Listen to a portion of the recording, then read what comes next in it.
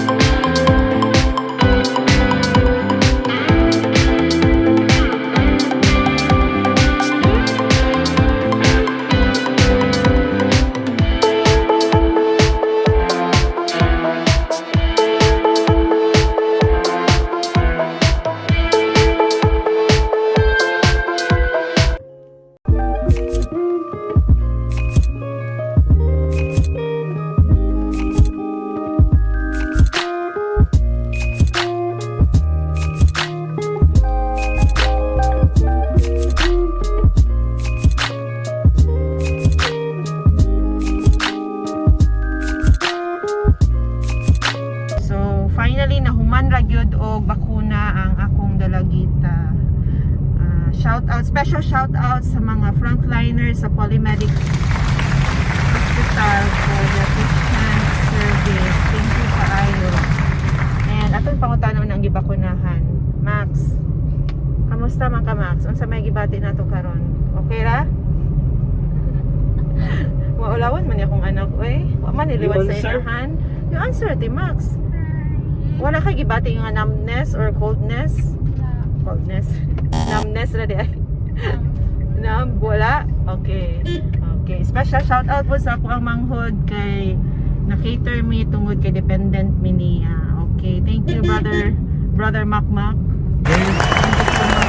Thank you, Polymedic Medical Plaza Thank team. you so much.